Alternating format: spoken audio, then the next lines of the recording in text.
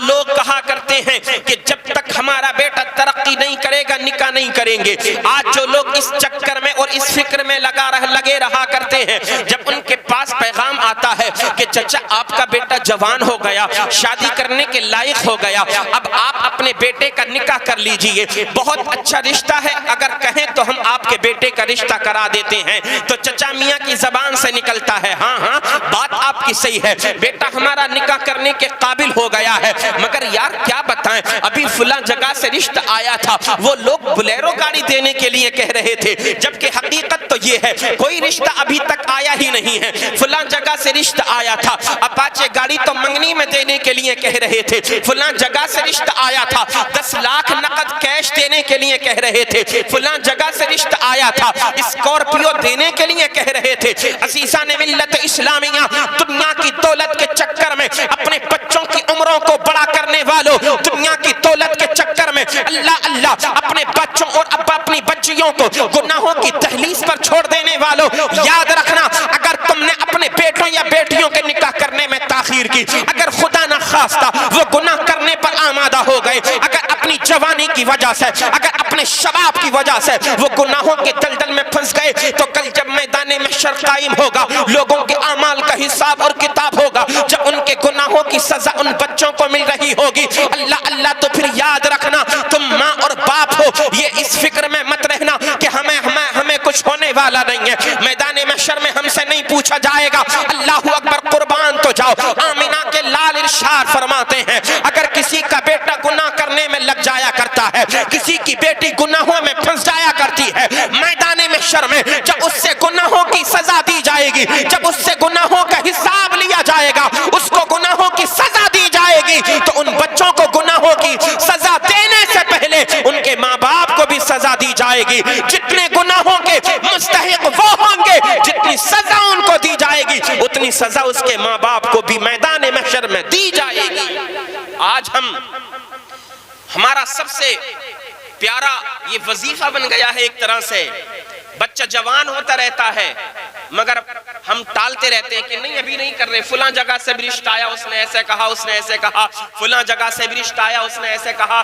میں کہا کرتا ہوں بتاؤ تمہیں رشتہ چاہیے کیسے؟ کیا ساری جائیداد وہ آپ کے نام کر دے؟ کیا ساری زمین آپ کے نام کر دے؟ کیا سارا روپیہ اور پیسہ وہ آپ کو دے دے؟ تم چاہتے کیا ہو؟ او لوگو، جب اللہ نے تمہیں اولاد عطا فرمائی ہے، اس اولاد کو اپنے لیے وبال جان مت بناؤ، اس اولاد کو اپنے لیے آزمائش نہ بناؤ، اس اولاد کو اپنے لیے فتنہ مت بناؤ۔ ہاں جب اللہ نے تمہیں اولاد عطا فرمائی ہے وقت پر ان کی شادیاں کر دو، وقت پر ان کے نکاح کر دو۔ اگر تم نے وقت پر ان کے نکاح کر دیے، میرے آقا ارشاد فرماتے ہیں نکاح میری ایسی پیاری سنت ہے کہ جو کوئی نکاح کے دامن سے وابستہ ہو جاتا ہے، نکاح کے بندھن میں بندھ جایا کرتا ہے۔ نکاح میری ایسی پیاری سنت ہے اگر وہ گناہگار ہوتا ہے، اللہ تعالیٰ نکاح کی برکت سے اس کے گناہوں کی عادت چھڑا دیا کرتا ہے، وہ نیکوکار بنتا ہوا نظر آ جایا کرتا ہے۔ سبحان اللہ سبحان اللہ، نعرہ تکبیر، نعرہ رسالت،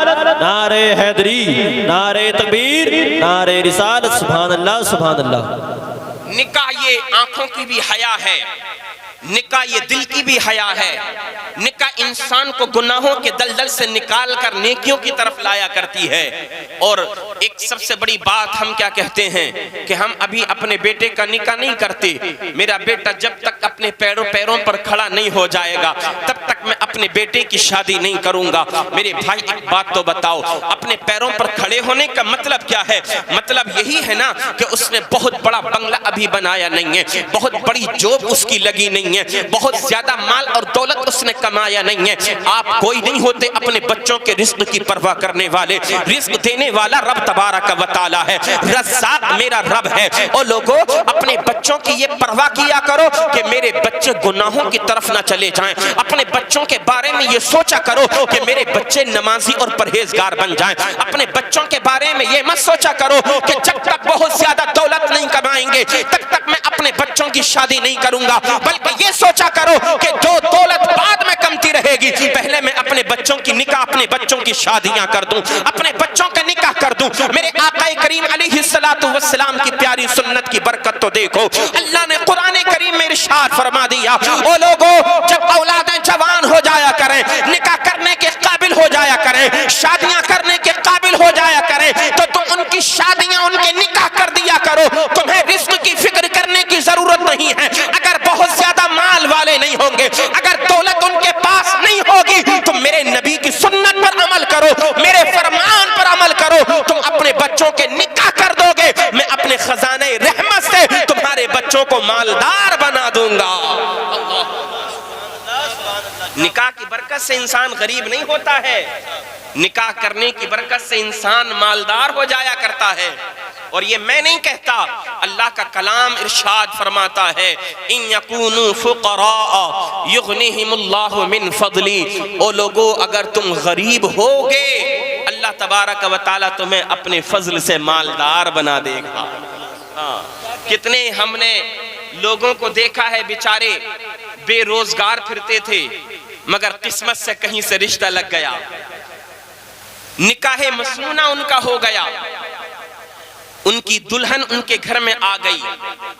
اللہ اکبر, اللہ عز و جل نے رزق کے دروازوں کو اپنے بندے کے لیے کشادہ فرما دیا. ابھی تک ایک انسان ہے, اس کے حصے کا رزق مل رہا ہے, اس کے نصیب سے اس کو رزق دیا جا رہا ہے. مگر جب نکاح کر کے دو لوگ ہو جاتے ہیں تو اللہ تبارک و تعالی ایک کا نہیں بلکہ دو لوگوں کے نصیب سے رزق عطا فرمایا کرتا ہے. ہاں عزیزان محترم, میرے آقا کریم علیہ السلام کی پیاری حدیثیں آپ سنتے چلے جائیں.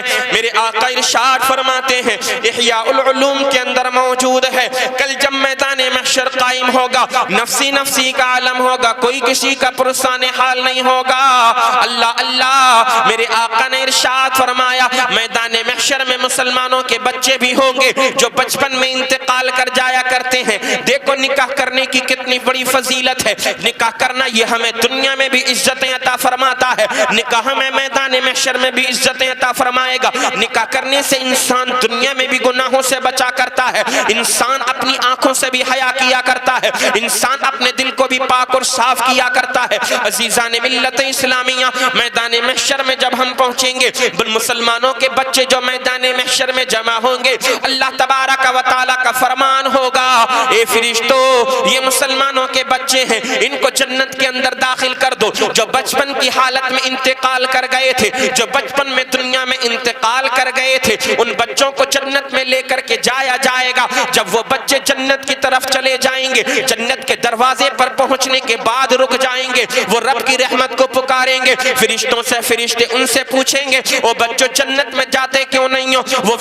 وہ بچے فرشتوں سے کہیں گے, اے فرشتوں یہ تو بتاؤ ہمارے ماں باپ کہاں ہیں, ہم اپنے ماں باپ کے بغیر جنت میں نہیں جائیں گے, اب ذرا قربان تو جاؤ. فرشتے فرمائیں گے, او بچوں سنو سنو, تمہارے ماں باپ کے ذمے میں کچھ گناہ ہیں, ان کی سزا ان کو ملنی ہے. تمہارے ماں باپ تمہارے جیسے نہیں, انہوں نے کچھ گناہ کیے تھے, ان کی سزا ملے گی. اب وہ بچے رب کی رحمت کو پکاریں گے, وہ اپنے رب کی بارگاہ میں رو رو کر کے دعائیں کریں گے, مولا ہمارے ماں باپ کی بخشش و مغفرت فرما دے. میرا رب جانتا ہے, میرے رب کو سب معلوم ہے, علیم بذات الصدور ہے, وہ عالم الغیب والشہادہ ہے, میرے رب کو سب پتا ہے. اللہ فرمائے گا, اے فرشتوں یہ میدان محشر میں شور کیسا ہو رہا ہے, یہ بچے شور کیوں مچا رہے ہیں؟ فرشتے عرض کریں گے, مولا یہ مسلمانوں کے وہ بچے ہیں جو دنیا میں بچپن میں انتقال کر گئے تھے, یہ جنت میں نہیں جاتے, یہ کہتے ہیں کہ ہم اپنے ماں باپ کے ساتھ جنت میں جائیں گے.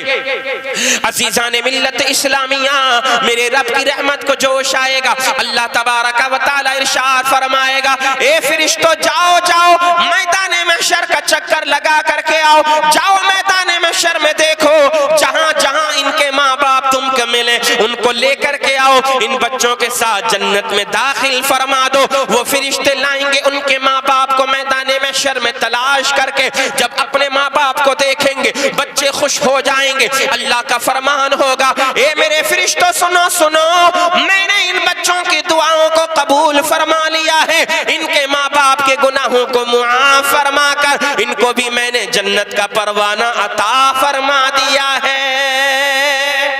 اللہ اکبر. آج اگر کسی کا بچہ بچپن میں انتقال کر جاتا ہے, شادی ہونے کے بعد اللہ خوشیاں عطا فرماتا ہے, تو ماں باپ بڑے روتے ہیں, ماں کا کلیجہ پھٹتا ہے, باپ چیخیں مارتا ہے, ہائے میری اولاد تھی انتقال کر گیا. او لوگوں میں کہا کرتا ہوں ہمیشہ صبر سے کام لیا کرو, ہمیشہ صبر سے کام لیا کرو. صبر سے کام لوگے تو یقیناً دونوں جہان میں کامیابیاں ملیں گی. اللہ تبارک و تعالی ہمیں آزماتا ہے. اللہ نے قرآن کریم میں ارشاد فرمایا نا, انما اموالکم و اولادکم فتنہ, بے شک تمہارے مال تمہاری اولاد تمہارے لیے فتنہ ہیں. فتنہ سے کیا مطلب؟ آزمائش کی چیزیں ہیں. اللہ تعالیٰ کبھی اپنے بندے کو مال دے کر کے آزماتا ہے, اللہ تبارک و تعالیٰ اپنے بندے کو کبھی اولاد دے کر کے آزماتا ہے. قرآن کریم میں اللہ نے ارشاد فرمایا وَلَنَبْلُوَنَّكُمْ بِشَيْءٍ مِّنَ الْخَوْفِ وَالْجُوعِ وَنَقْصٍ مِّنَ الْأَمْوَالِ وَالْأَنفُسِ وَالثَّمَرَاتِ. اللہ ارشاد فرماتا ہے او میرے بندو سنو سنو, میں تم کو ضرور ضرور آزماؤں گا. کبھی ڈرا کر کے تم کو آزمایا جائے گا, من الجوع والخوف, کبھی تم کو ڈرا کر کے آزمایا جائے گا, کبھی تم کو بھوکا رکھ کر کے آزمایا جائے گا. ونقص من الاموال, کبھی تمہارا مال کم کر کے تم کو آزمایا جائے گا. والانفس, کبھی جانیں کم کر کے تم کو آزمایا جائے گا. والثمرات, کبھی پھل کم کر کے تم کو آزمایا جائے گا. یعنی اللہ تبارک و تعالی کبھی ہم کو ڈراتا ہے, یہ ہماری آزمائش ہوتی ہے. کبھی ہم پر خوف طاری ہوتا ہے, یہ آزمائش ہے. کبھی ہمارے مال میں نقصان ہوتا ہے, یہ ہمارے لیے آزمائش ہے. ہمارے گھر سے بہت سارے جوان ایسے ہوتے ہیں انتقال کر جایا کرتے ہیں, بچپن میں بچے انتقال کر جایا کرتے ہیں, یہ بھی اللہ کی طرف سے آزمائش ہوتی ہے. والثمرات, ہمارے پھلوں میں کمی ہو جایا کرتی ہے, کھیتیوں میں کمی ہو جایا کرتی ہے, یہ بھی ہمارے لیے آزمائش ہوا کرتی ہے. اور لوگوں جب اس طرح کے معاملات آیا کریں, کبھی انسان کو کھانا نہیں ملتا ہے, بھوکا رہا کرتا ہے, یہ بھی اللہ کی طرف سے آزمائش ہوتی ہے. جب ایسا موقع آیا کرے تو پھر اپنے ہاتھوں سے صبر کے دامن کو نہ چھوڑا کرو, بلکہ صبر کو مضبوطی سے تھام کے رکھا کرو. جو بندہ ایسی حالت میں صبر کر لیا کرتا ہے, اللہ تبارک و تعالی اس کو بشارتیں عطا فرماتا ہے, خوشخبریاں عطا فرماتا ہے. رب تبارک و تعالی دنیا میں بھی اس کو عزتیں عطا فرماتا ہے, اللہ تعالی آخرت میں بھی اس کو عزتیں عطا فرمایا کرتا ہے. مگر آج ہمارا ماحول الگ ہے, ہماری سوچ ہماری فکر الگ ہے. اگر مال ہمیں مل جاتا ہے تو پھر ہم پھولے پھرتے ہیں, کپڑوں سے باہر ہو جاتے ہیں, اپنی اوقات بھول جایا کرتے ہیں. ہم سوچتے ہیں کہ یہ مال ہمیں ملنا ہی تھا. اگر ہمارے کئی سارے بیٹے ہو جایا کرتے ہیں, کسی کے جوان بیٹے, تو پھر سوچتا ہے اب میرے سامنے کوئی بولنے والا ہے ہی نہیں. اگر 4 5 6 بیٹے جوان ہیں تو پھر وہ باپ کے جس کے منہ میں دانت نہیں ہوتے, پیٹ میں آنتیں نہیں ہوتی, چوراہے پر کھڑے ہو کر کے کہتا ہے کہ دیکھ لوں گا پورے گاؤں کو, ہے نا. ذرا سی طاقت اللہ نے کیا دے دی تو پھولے نہیں سما رہا ہے. ذرا سی طاقت اللہ نے کیا دے دی, پھٹا پھر رہا ہے. پورے گاؤں کو دیکھ لوں گا, پورے گاؤں کو. میں کہتا ہوں اگر ایک بھی بیٹا تیرا جوانی میں انتقال کر گیا, بوڑھے تیری کمر ٹوٹ جائے گی. تو پورے گاؤں کو دیکھتا ہے, چیلنج کرتا ہے, غریبوں کو ستاتا ہے, کمزوروں کو ناحق مارتا ہے, غریبوں کا مال مارتا ہے. یاد رکھنا یہ بیٹے جس رب نے تجھے عطا فرمائے ہیں, یہ تیری آزمائش کے لیے عطا فرمائے ہیں. اللہ کی عطا پر تو اللہ کا شکر ادا کرتا ہے یا نافرمانی کرتا ہے. اگر شکر کرنے والا بنے گا تو اللہ تعالیٰ تیرے اس گھر میں اور زیادہ برکتیں عطا فرمائے گا. اگر نافرمانیاں کرے گا تو پھر یاد رکھنا دنیا میں بھی تو پکڑا جائے گا, میدان محشر میں بھی تجھ کو پکڑا جائے گا. یاد رکھنا اگر اللہ کی عطا پر تو رب کا شکر ادا کرتا ہے تو مولا تعالیٰ اپنی اس عطا میں اور برکتیں عطا فرما دیا کرتا ہے. اور اگر انسان اکڑتا ہے تو پھر رب اس کو ایسا پکڑتا ہے کہ پھر وہ زبان کھولنے کے لائق نہیں رہا کرتا. کتنوں کو ہم نے دیکھا, مثالیں موجود ہیں. سکہ چلتا تھا گاؤں کے اندر, زمیندار تھے, خان صاحب کیا کیا ہوتے ہیں جنہیں پتہ نہیں, مکھیا چودھری, ہے نا, نام چلتا تھا. لوگ مجالے بغیر سلام کرے ہوئے ان کی بیٹھک سے آگے گزر, جو بھی گزر گیا سمجھ لو اسی کے لیے قیامت. اور آج کیا ہے, کتے بھی نہیں مترے کتے. بات غلط تو نہیں ہے میری؟ جن کو سلام کیے بغیر اگر کوئی گزر گیا تو اس کو پٹوایا کرتے تھے بھائی وہ لوگ. اور آج ان کی اولاد کا حال یہ ہے کہ کوئی انہیں سلام کرنا تو دور کی بات، ان سے بات چیت کرنا بھی پسند نہیں کیا کرتا ہے۔ اس لیے طاقت اور دولت اگر ملے تو ہمیں صبر سے کام لینا چاہیے اور اللہ کا شکر ادا کرنا چاہیے۔ ناحق کسی کو ہرگز نہیں ستانا چاہیے۔ یہ رب تبارک و تعالیٰ کی عطائیں ہیں، نعمتیں ہیں جو رب تبارک و تعالیٰ اپنے بندوں کو عطا فرماتا ہے۔ یہ آزمائشیں ہوتی ہیں، جو بندہ ان آزمائشوں میں کامیاب ہو جاتا ہے، رب تبارک و تعالیٰ ان آزمائشوں کی برکت سے اور زیادہ اس میں اضافہ فرمایا کرتا ہے، اور جو سرکش ہو جایا کرتا ہے تو پھر اللہ نے فرمایا ان بطش ربک لشدید۔ اے بندے آج تو غریبوں کو ستا رہا ہے، اے بندے آج تو کمزوروں پر ظلم کر رہا ہے، کل جب تیرا انتقال ہو جائے گا تو لوگ تیرا چہرہ دیکھنا بھی گوارا نہیں کریں گے۔ جب تو مر کر کے اپنی قبر پہ چلا جائے گا، قبر میں چلا جائے گا، لوگ تیری قبر پر فاتحہ پڑھنے والے بھی نہ ہوں گے۔ میں تو کہا کرتا ہوں دنیا میں طاقت کا ناجائز استعمال نہ کیا جائے۔ اگر اللہ نے دولت دی ہے غریبوں کے کام آئیے، اگر اللہ نے طاقت اور جوانی عطا فرمائی ہے رب کی عبادت کریے۔ میرے آقا ارشاد فرماتے ہیں انا حبیب اللہ والشاب التائب حبیب اللہ۔ جب جوانی اور طاقت ملا کرے گناہوں کے دلدل میں نہ پھنسا کرے، بلکہ ایسے وقت میں اللہ کی عبادتیں کیا کرے، جو گناہ ہو گئے ان سے توبہ کر لیا کرے۔ مدینے والے مصطفیٰ ارشاد فرماتے ہیں جو جوان جوانی میں توبہ کر لیا کرتا ہے اپنے گناہوں سے، آقا نے فرمایا میں بھی اللہ کا حبیب ہوں، اور جو جوان جوانی میں اپنے گناہوں سے توبہ کر لیا کرتا ہے وہ بھی اللہ کا حبیب بن جایا کرتا ہے۔ محمد اس طرح سے جلوہ فرما ہے مدینے میں، محبت سے بولیں سبحان اللہ۔ محمد اس طرح سے جلوہ فرما ہے مدینے میں کہ جیسے سورہ یاسین ہے قرآن کے سینے میں۔ یا رسول اللہ مزہ کیا خاک آئے دور رہ کر ایسے جینے میں کہ دیوانے یہاں تڑپے جلے شمع مدینے میں۔ یہ طاقت، یہ جوانی، یہ مال، یہ دولت جو ہمیں ملا ہے، اللہ نے اس کو عطا فرمانے میں بھی حکمت رکھی ہے۔ ہمیں جب مال ملتا ہے نا تو وہ مال بھی اس لیے ملتا ہے کہ دیکھوں میرا بندہ میری راہ میں کیا خرچ کرتا ہے نا۔ اور اللہ نے فرمایا نا الذین یؤمنون بالغیب ویقیمون الصلاة ومما رزقناہم ینفقون۔ متقی پرہیزگار کون لوگ ہیں؟ وہ لوگ ہوتے ہیں جو نمازوں کو قائم کرتے ہیں۔ قرآن کریم اللہ نے فرمایا ذالک الکتاب لا ریب فیہ ھدی للمتقین۔ یہ متقیوں کے لیے ہدایت ہے، اللہ کا یہ کلام جو ہے جس کے اندر کوئی شک اور شبہ نہیں۔ اب اللہ فرماتا ہے متقی اور پرہیزگار کون لوگ ہیں؟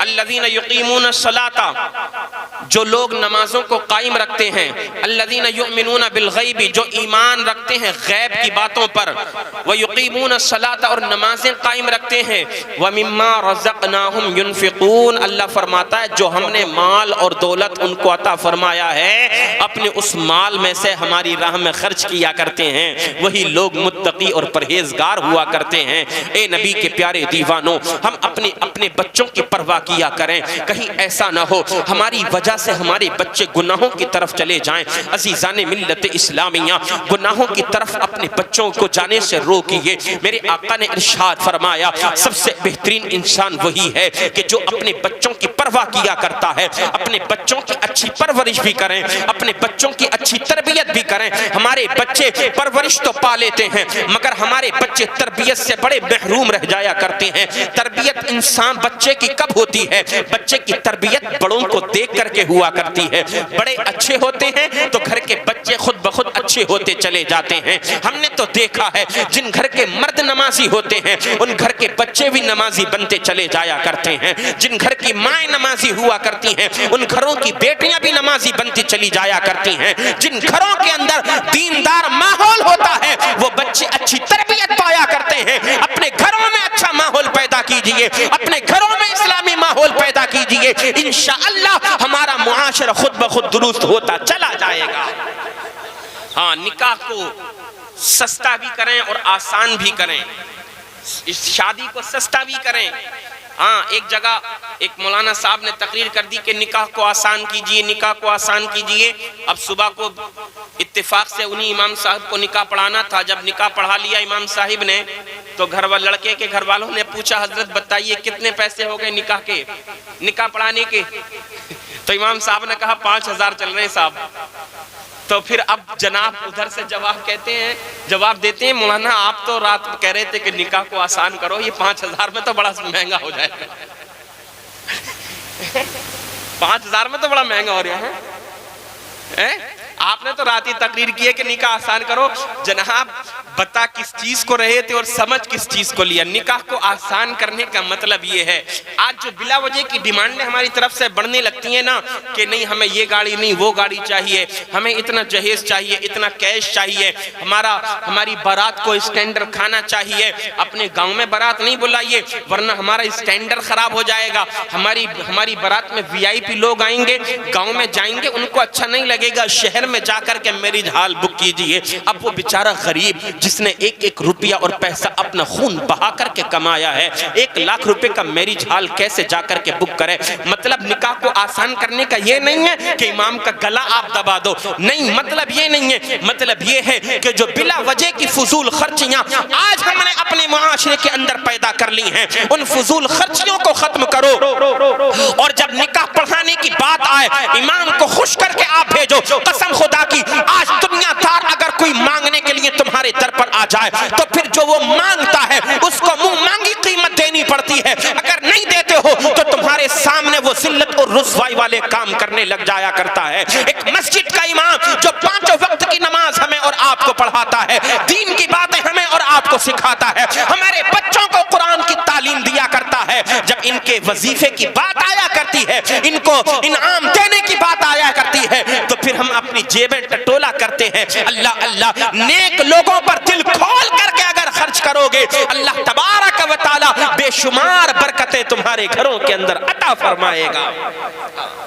نکاح کو آسان کرنے کا مطلب یہی ہے کہ جو فضول خرچیاں آج ہمارے معاشرے میں کئی ہزار کی آتش بازی یوں ہی ختم، نہ کوئی مقصد، نہ کوئی حاصل، نہ وصول۔ بتاؤ کوئی تعریف کرتا ہے کیا؟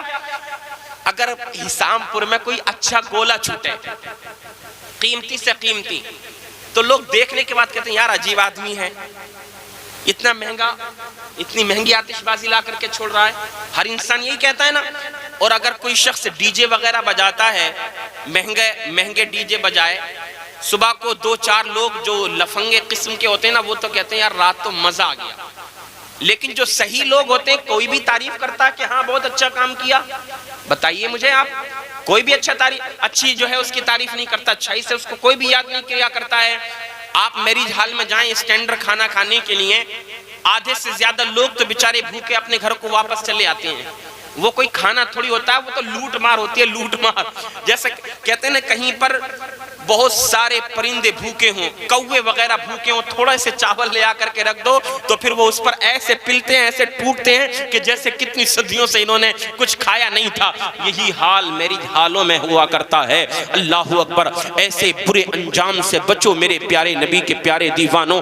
جب کھانے کے وہ بازار لگ جایا کرتے ہیں، لوگ کتنی تیزی کے ساتھ اس کی طرف دوڑتے ہیں۔ کسی کو روٹی ہاتھ آتی ہے، کسی کو صرف سادے سفید چاول ہاتھ آتے ہیں، کسی کے پاس سالن نہیں ہے، سالن ہے تو روٹی نہیں ہے، کسی کو کچھ کھانا ہی نہیں ملا ہے۔ اللہ اکبر، اگر کسی نے بھرا ہے تو اتنا بھرا ہے کہ جیسے جانور جو ہے کچھ کھاتا ہے کچھ گراتا ہے، آدھا کھایا ہے آدھا ٹیبل کے نیچے پھینک کر کے آیا ہے۔ او لوگوں، یہ رزق ہے خدا کا دیا ہوا۔ او لوگوں، یہ وہ رزق ہے جس کو جب غریب کھاتا ہے اس کی آنکھیں کھل جایا کرتی ہیں۔ یہ وہ رزق ہے جس کی تلاش میں غریب مسلمان صبح کو نکلتا ہے، شام ہو جایا کرتی ہے۔ اللہ اللہ، کماتے کماتے اس کے جسم کی ہڈیوں سے گوشت ختم ہو چکا ہے۔ اللہ اللہ، یہ وہ غریب باپ کا کھانا ہے کہ جس نے لوگوں کی مزدوریاں کی ہیں۔ اللہ اللہ، لوگوں کا بوجھ اٹھایا ہے، تب کہیں جا کر کے اپنی بیٹی کے ہاتھوں کو پیلا کیا ہے، اپنی بیٹی کو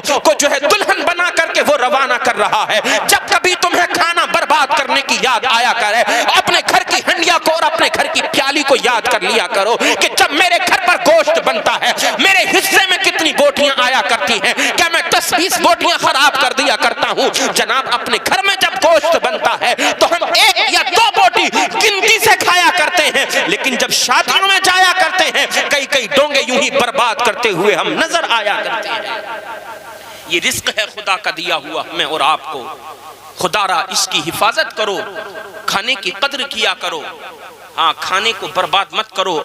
کھانا کھا کر کے انسان چلنے کے لائق ہوتا ہے، کھانا کھا کر کے انسان کے جسم میں طاقت آتی ہے، کھانا کھا کر کے انسان کی آنکھیں کھلا کرتی ہیں۔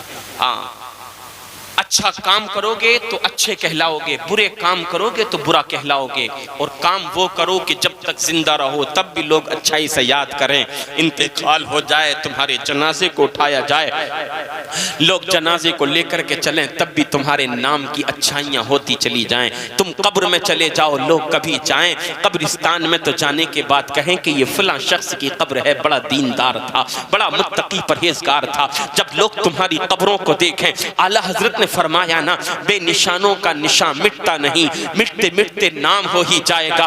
دنیا میں ایسے جیو کہ جیسے کوئی تمہیں جانتا نہیں ہے، دنیا میں ایسے جیو کہ لوگ تمہارے نام کو چاہیں نہ لیں، مگر ہاں جب انتقال ہو جائے تو پھر کہیں کہ 5 وقت کا نمازی تھا، انتقال ہو جائے تو پھر کہیں یار کبھی جھوٹ نہیں بولا، انتقال ہو جائے تو پھر کہیں یار کبھی کسی کے ساتھ اس نے دغا نہیں کی، انتقال ہو جائے تو پھر لوگ کہیں کبھی کسی پر ظلم نہیں کیا، ہمیشہ غریبوں کے کام میں آیا ہے، غریبوں کا ہمیشہ خیال رکھا ہے، اپنے مال کو اللہ کی راہ میں بے پناہ خرچ کیا کرتا تھا۔ جب ہم ایسے بن جائیں گے تو پھر یقیناً میرے آقا کا وہ فرمان ہماری نظروں کے سامنے ہوگا۔ حضور فرماتے ہیں مرنے کے بعد زیادہ لوگ جس کو اچھائی کے ساتھ یاد کرتے ہیں، اللہ کے فضل و کرم سے اس کے مرتبے بھی بلند ہوتے چلے جاتے ہیں۔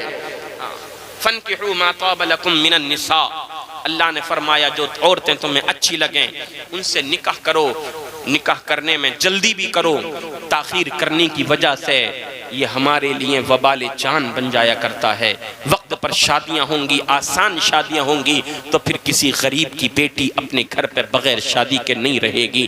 آج جو ہم یہ آتش بازیاں کرتے ہیں نا، یہ فضول خرچی جو کیا کرتے ہیں، جاؤ جا کر کے ان غریب باپوں سے جا کر کے پوچھو کہ جن کے پاس شادی کرنے کے لیے انتظامات نہیں ہیں، جو جن کی بیٹیاں اپنے باپ سے فریادیں کرتی ہیں اے والد محترم کوئی رشتہ تلاش کیجئے۔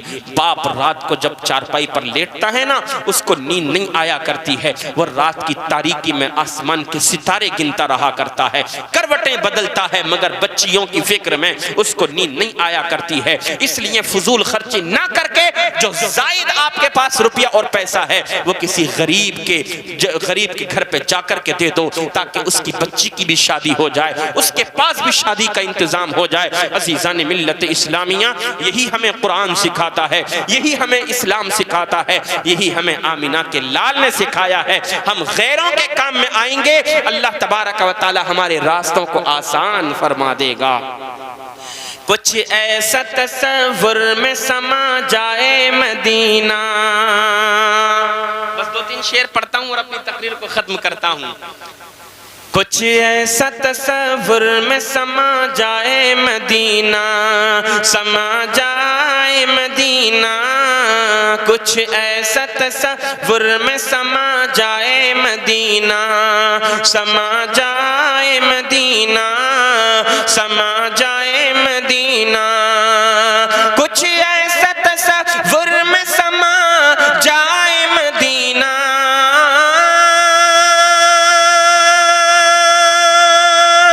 کچھ ایسا تصور میں سما جائے مدینہ۔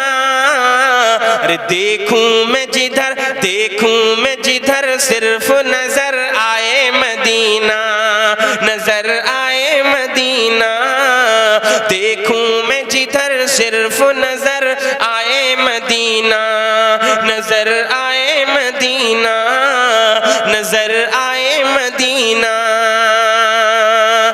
کیوں موت کا احسان اٹھاتی ہے یہ دنیا، اٹھاتی ہے یہ دنیا، کیوں موت کا احسان اٹھاتی ہے یہ دنیا، اٹھاتی ہے یہ دنیا، کیوں موت کا احسان اٹھاتی تی ہے یہ دنیا، کیوں موت کا احسان اٹھاتی ہے یہ دنیا، ارے جنت جسے جانا ہے چلا جائے مدینہ، چلا جائے مدینہ، جنت جسے جانا ہے چلا جائے مدینہ، چلا جائے مدینہ۔ آخری شعر، ہر وقت تڑپنے کو ہے تیار میرا دل، محبت سے بولیں سبحان اللہ، ہر وقت تڑپنے کو ہے تیار میرا دل، ہے تیار میرا دل، ہر وقت تڑپنے کو ہے تیار میرا دل، ہے تیار میرا دل، ہر وقت تڑپنے کو ہے تیار میرا دل، ہر وقت تڑپنے کو ہے تیار میرا دل، ہے شرط مگر اتنی کہ تڑ پائے مدینہ، تڑ پائے مدینہ، ہے شرط مگر اتنی کہ تڑ پائے مدینہ، تڑ پائے مدینہ، دیکھوں میں جدھر صرف نظر آئے مدینہ، نظر آئے مدینہ۔ استغفر اللہ ربی من کل ذنب واتوب الیہ۔ تمامی حضرات کلمہ شریف پڑھیں، لا الہ الا اللہ محمد رسول اللہ صلی اللہ تعالی علیہ وسلم، وآخر دعوانا ان الحمدللہ رب العالمین۔ السلام علیکم ورحمۃ اللہ وبرکاتہ۔